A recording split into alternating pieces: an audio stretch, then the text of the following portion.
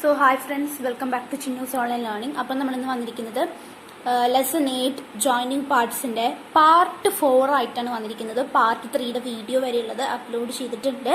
അതേപോലെ ലെസൺ 9ൻ്റെ എല്ലാ വീഡിയോസും അപ്ലോഡ് ചെയ്തിട്ടുണ്ട്. നമ്മുടെ ലെസൺ 8 ആയി ജോയിനിങ് പാർട്സിൻ്റെ പാർട്ട് 3 വരെയുള്ള വീഡിയോസ് നമ്മൾ അപ്ലോഡ് ചെയ്ത് കഴിഞ്ഞിട്ടുണ്ട്. ഇത് പാർട്ട് 4 ആണ്. അപ്പോൾ നിങ്ങൾ ഈ വീഡിയോ മൊത്തമായിട്ട് വാച്ച് ചെയ്ത് ക്ലാസ് ശ്രദ്ധിച്ചിരിക്കുക. അതിനുശേഷം നിങ്ങൾ നോട്ട്സ് എഴുതിയെടുക്കുക. അപ്പോൾ നിങ്ങൾക്ക് ഈ വീഡിയോ ഇഷ്ടമായി കഴിഞ്ഞാൽ തീർച്ചയായും ലൈക്ക് ചെയ്യാനും ഷെയർ ചെയ്യാനും കമൻറ്റ് ചെയ്യാനും മറക്കരുത്. ഇതുവരെ നിങ്ങൾ സബ്സ്ക്രൈബ് ചെയ്തിട്ടില്ലെങ്കിൽ ഒന്ന് സബ്സ്ക്രൈബ് ചെയ്യുക. ഒപ്പം കൂടെ കാണുന്ന ബെല്ലൈക്കനിൽ ഓൾ എന്നൊരു ഓപ്ഷൻ ക്ലിക്ക് ചെയ്യാനും മറക്കരുത്. അപ്പോൾ നമുക്ക് നേരിട്ട് തന്നെ വീഡിയോയിലേക്ക് പോകാം. സോ നമ്മൾ കഴിഞ്ഞ ക്ലാസ്സിൽ ഡിസ്കസ് ചെയ്തത് ഇവിടം വരെയായിരുന്നു. കമ്പ്യൂട്ട് ദ സംസ് ബിലോ എന്നുള്ളതായിരുന്നു. ഇതെങ്ങനെയാണ് ചെയ്യേണ്ടതെന്ന് പറഞ്ഞു തന്നിട്ടുണ്ടായിരുന്നു. ഇതിന് ധാരാളം എക്സാമ്പിൾസും കാട്ടി തന്നിട്ടുണ്ടായിരുന്നു. ഇനി നമ്മൾ പുതിയൊരു ടോപ്പിക്കിലേക്കാണ് പോകുന്നത്, സം മോർ സംസ് എന്ന് പറഞ്ഞിട്ടുള്ളത്. ഇവിടെ നമ്മൾ കുറച്ചുകൂടി കൂട്ടാനാണ് പഠിക്കുന്നത്. Okay, then let's do that. The first problem is 3/4 plus 1/2. 3/4ഉം 1/2ഉം കൂട്ടുക എന്നുള്ളതാണ്.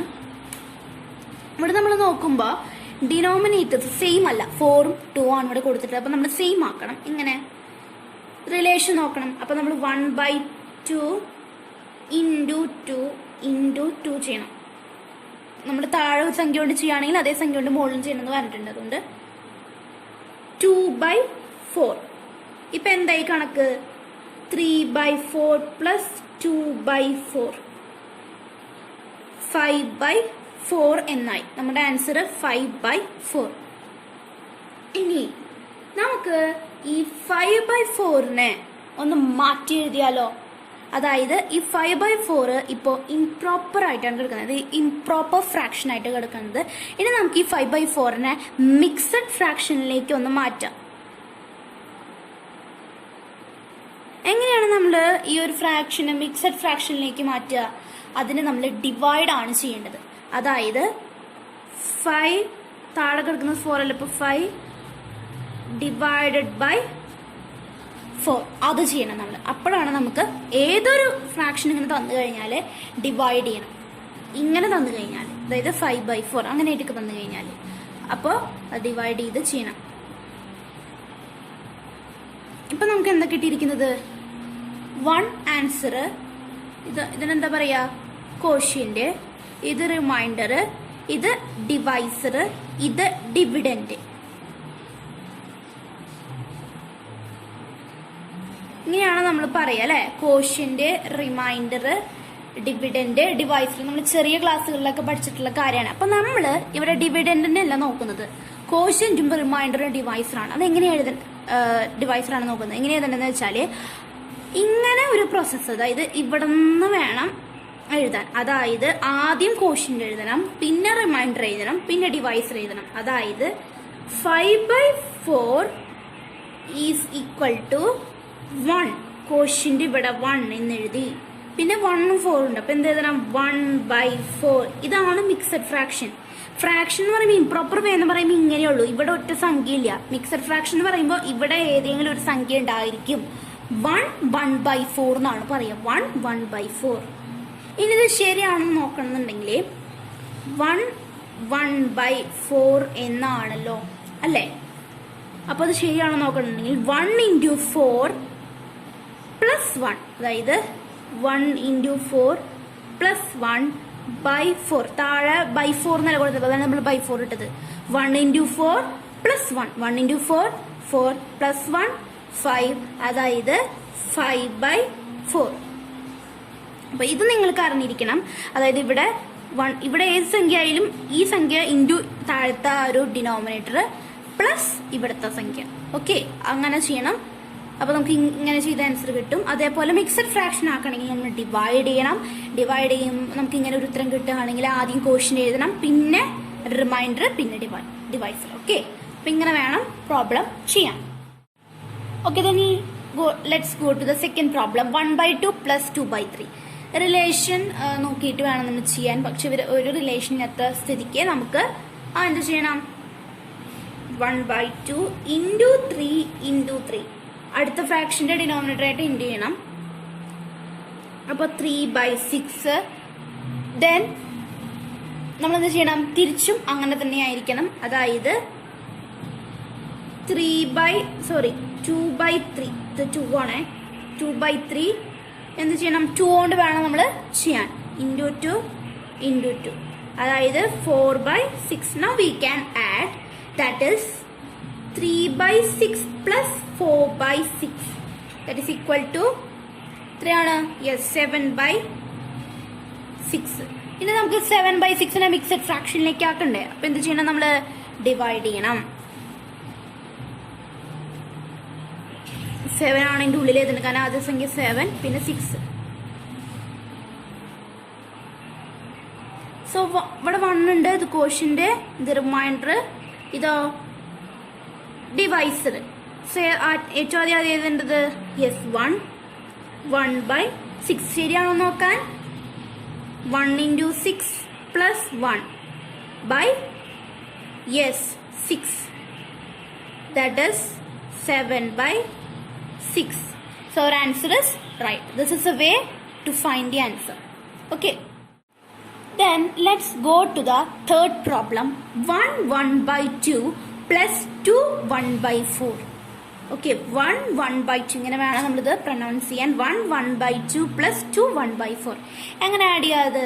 അപ്പോൾ ഇതിപ്പോൾ ഇവിടെ കിടക്കുന്ന ഏതിലാണ്? മിക്സഡ് ഫ്രാക്ഷൻ ആയതുകൊണ്ട് നമ്മൾ ഇതിനെ ഇംപ്രോപ്പർ വേയിലേക്ക് മാറ്റണം. അതായത് 1 into 2 plus 1 താഴെ by 2, അതായത് 1 into 2 2 plus 1 3/2. Then നമ്മൾ ഈ 2 1/4 മാറ്റണം.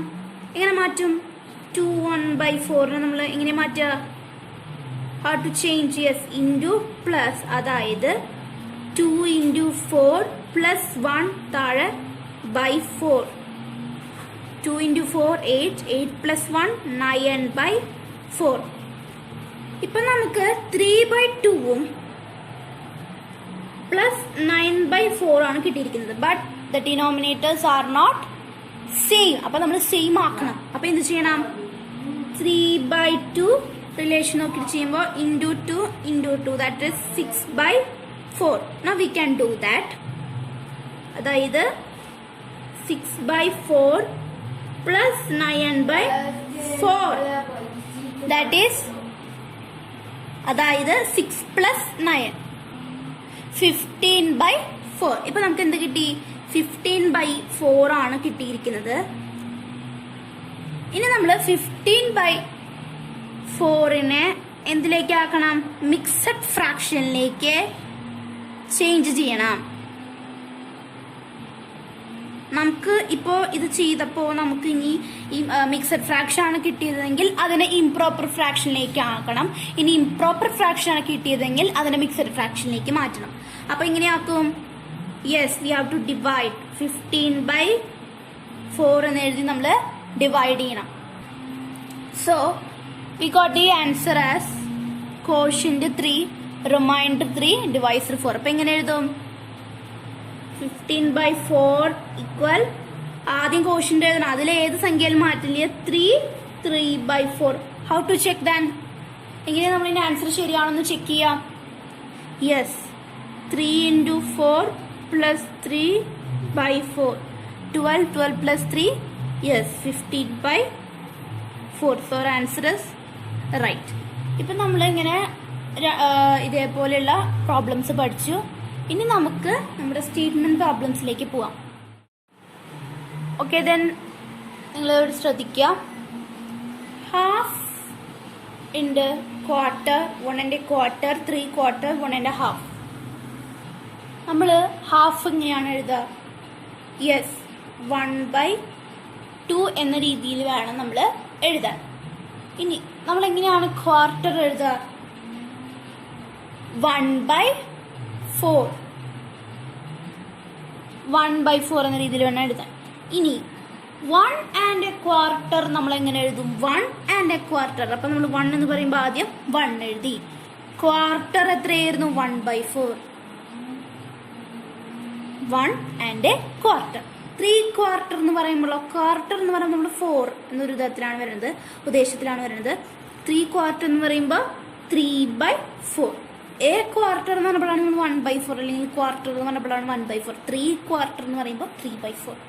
1.5 എന്ന് പറയുമ്പോൾ ആദ്യം 1 എഴുതി. ഹാഫ് എത്രയായിരുന്നു? 1/2. അപ്പോൾ 1/2 എന്നാണ്.